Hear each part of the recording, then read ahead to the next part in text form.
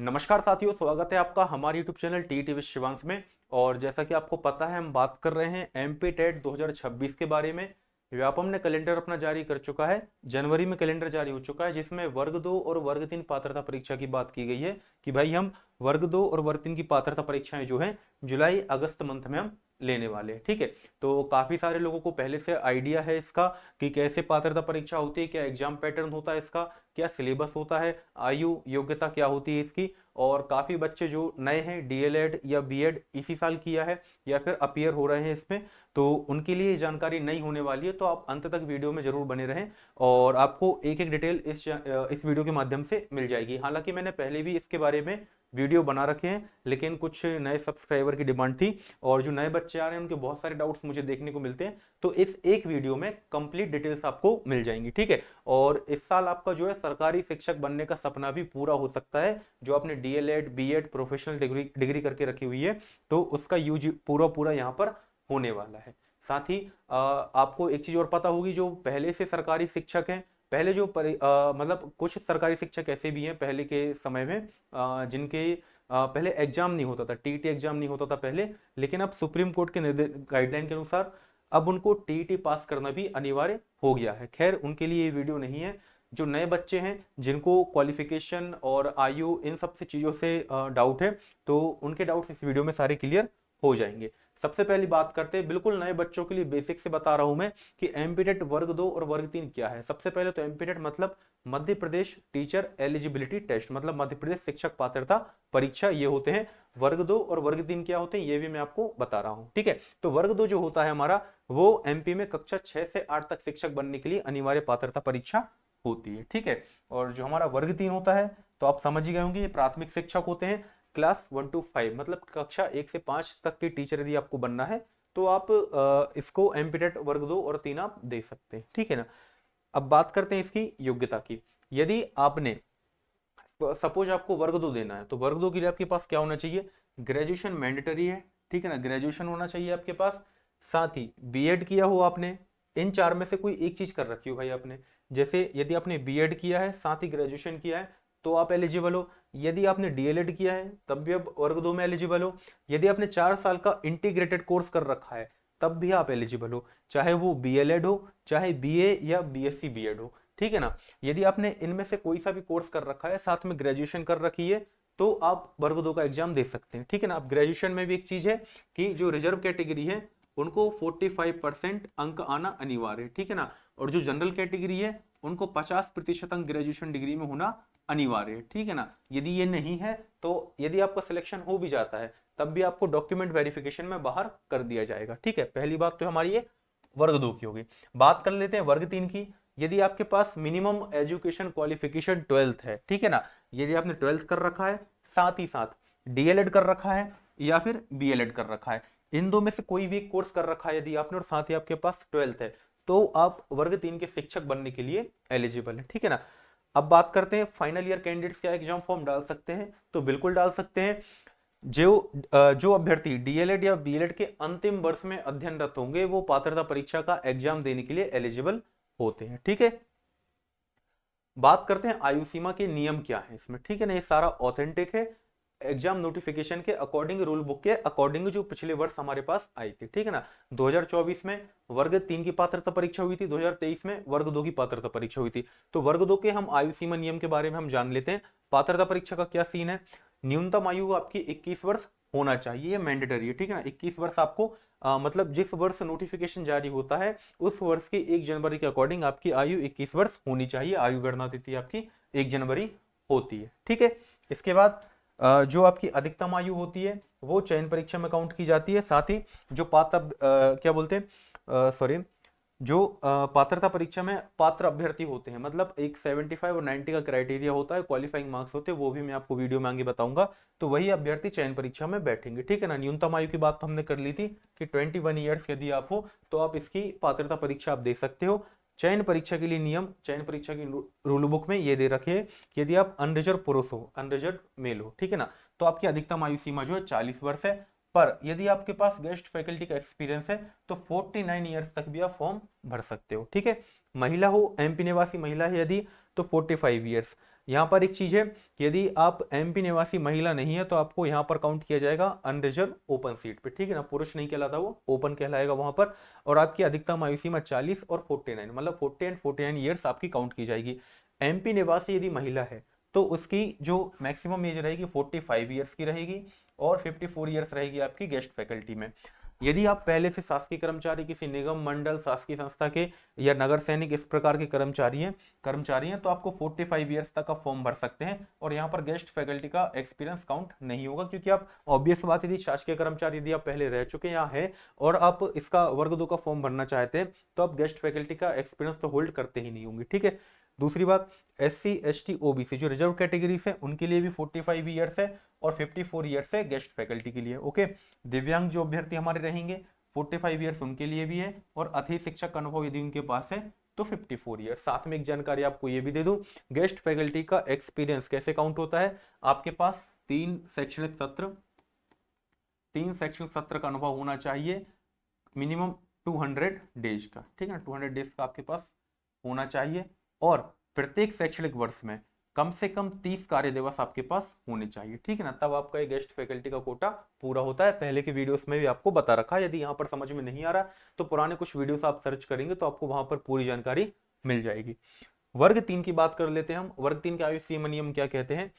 सबसे पहली बात तो न्यूनतम आयु सीमा इसमें कुछ भी नहीं है पात्रता परीक्षा देने के लिए। यदि आप 18 वर्ष के भी हो, 19 वर्ष के हो, 20 वर्ष के हो, तब भी आप इसका फॉर्म आप भर सकते हैं और एग्जाम दे सकते हैं, ठीक है ना।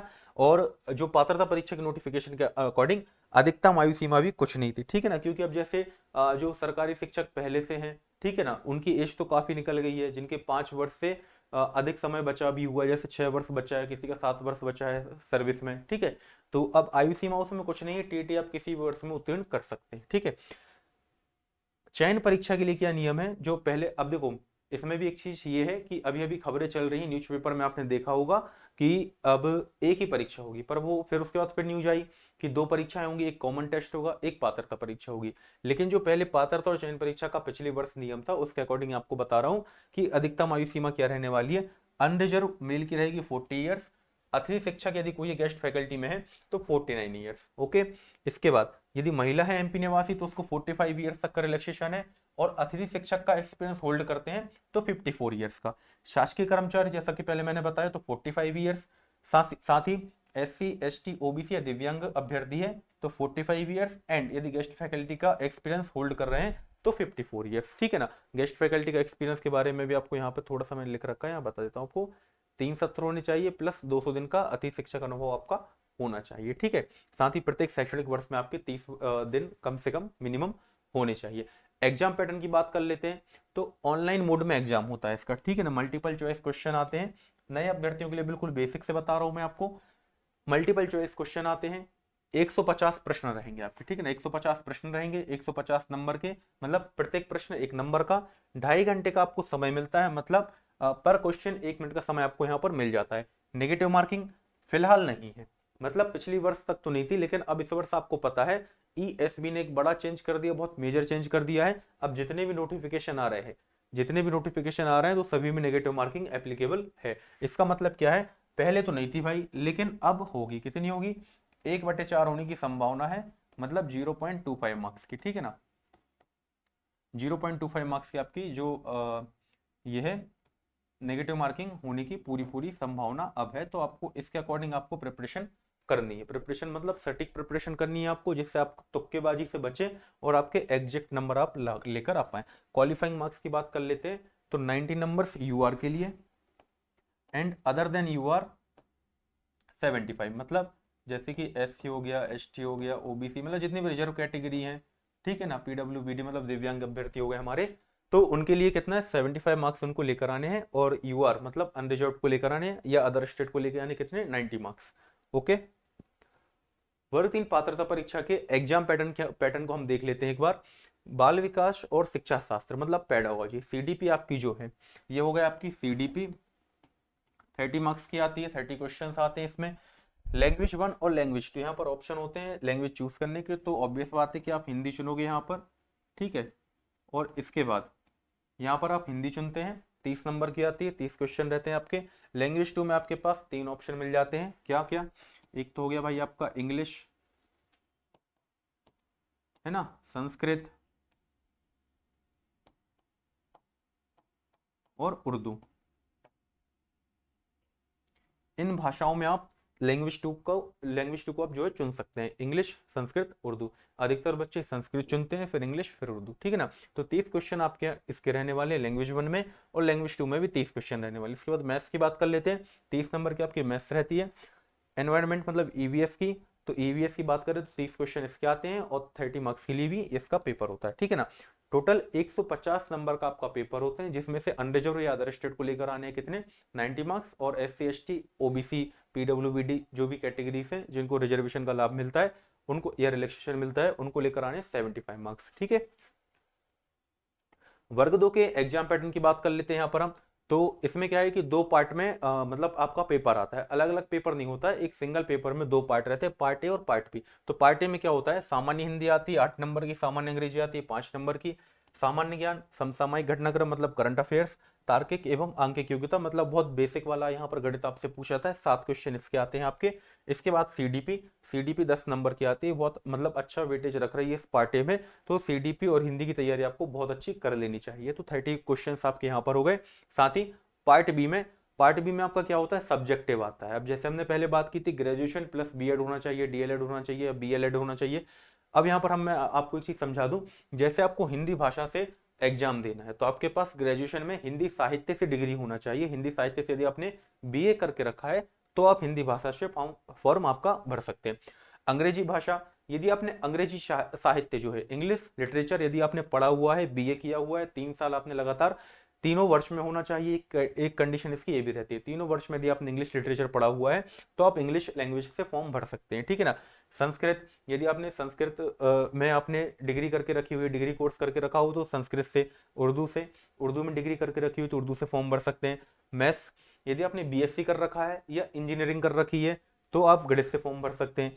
विज्ञान बीएससी कर रखी है यदि आपने, सामाजिक विज्ञान यदि आपने बीकॉम वगैरह करके रखा हुआ है या बीए करके रखा हुआ है 8 सब्जेक्ट से, ठीक है ना, जिसमें पॉलिटी या हिस्ट्री या इकोनॉमिक्स या जियोग्राफी किसी कोई भी एक विषय भी आपका, तो भी आप सामाजिक विज्ञान विषय से आप अपना फॉर्म भर सकते हैं। और यदि आप कहेंगे तो डिटेल वीडियो में एलिजिबिलिटी क्राइटेरिया, वर्ग 2 के एलिजिबिलिटी क्राइटेरिया को लेकर मैं अलग से प्रिपेयर कर दूंगा, ठीक है ना। तो पार्ट ए आपका 30 नंबर का हो गया। पार्ट बी में आपने जो सब्जेक्ट चुना हुआ है उस विषय के 120 प्रश्न आएंगे। इस प्रकार से आपके 150 प्रश्न ये हो जाते हैं, ठीक है। यहाँ पर भी वही सेम सीन है कि आपको 75 मार्क्स लाने, यदि आप रिजर्व कैटेगरी से बिलोंग करते हो। अनरिजर्व से बिलोंग करते हो तो 90 मार्क्स आपको लेकर आने।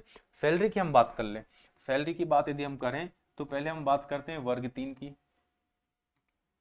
वर्ग 3 का बेसिक ग्रेड पे 25,300 है, प्लस डीए जो अभी फिलहाल चल रहा है 58% की घोषणा हो चुकी है। तो आपको मान के चलो इन हैंड सैलरी जो आपको आती है 35,000 से 40,000 के बीच में इसकी आपको सैलरी मिलती है, 35 से 40,000 तक, ठीक है। और यदि हम बात करें वर्ग 2 की, वर्ग 2 की यदि हम बात करें तो इसका 32,800 ग्रेड पे इसका बेसिक पे है, प्लस डीए।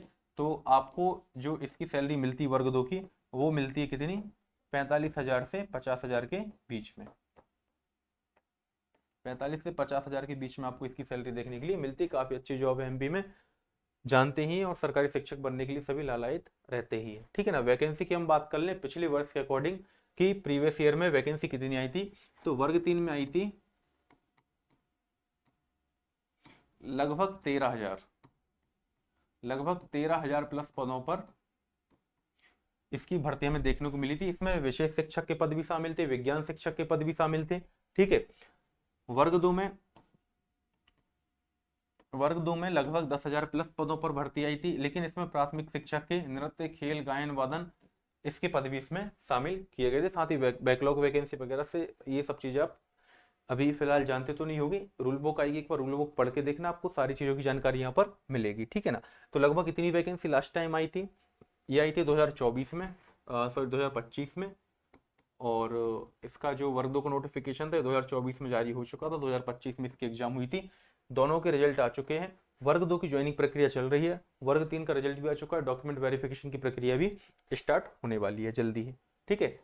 अब मैं आपको बता दूं वर्ग 2 और वर्ग 3 की जानकारी तो आपने ले ली, पर यदि आपको इंग्लिश पढ़ना है, ठीक है ना, इंग्लिश ग्रामर या इंग्लिश पेडागोजी, तो बहुत ही जल्दी मेरे सेशंस आने वाले हैं जो मेरे एक्सपीरियंस के बेस पर मतलब बहुत अच्छी अच्छी क्लासेस में आपके लिए प्रिपेयर करके लाने वाला हूँ, कॉन्सेप्ट्स के साथ, पीवाईक्यू के साथ, और साथ ही साथ बहुत सारे प्रैक्टिस क्वेश्चन के साथ। तो यदि आप इंटरेस्टेड हैं तो आप कमेंट में मुझे जरूर बताएं कि आप पहले पेडागोजी पढ़ना चाहते हैं या फिर इंग्लिश ग्रामर पढ़ना चाहते हैं। बाकी पेडागोजी का मेरा पहले मन है, क्योंकि पेडागोजी का आई थिंक ज़्यादा कंटेंट अवेलेबल नहीं है और मैं इसको बहुत ही अच्छे तरीके से इसको पढ़ाना चाहता हूँ। साथ ही इसके जो पीवाईक्यूज हैं और एमसीक्यूज हैं, आपके लिए प्रैक्टिस सेशन भी इसके लिए जल्दी आने वाले हैं। तो आप कमेंट बॉक्स में मुझे जरूर बताना कि आप इसके लिए इंटरेस्टेड हैं कि नहीं, ठीक है।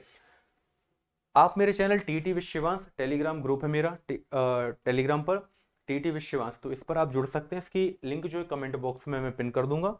साथ ही यदि आपको जानकारी अच्छी लगी तो आप चैनल को सब्सक्राइब कर सकते हैं। और यदि आपका वर्ग 2, वर्ग 3, वर्ग 1 से रिलेटेड कोई भी डाउट है तो आप कमेंट कर सकते हैं या फिर मेरे टेलीग्राम ग्रुप में आप इसको पूछ सकते हैं। तो यहाँ पर आपको उसका सटीक उत्तर जो है वो मिल जाएगा। ठीक है, मिलते हैं नेक्स्ट वीडियो में। थैंक यू, जय हिंद।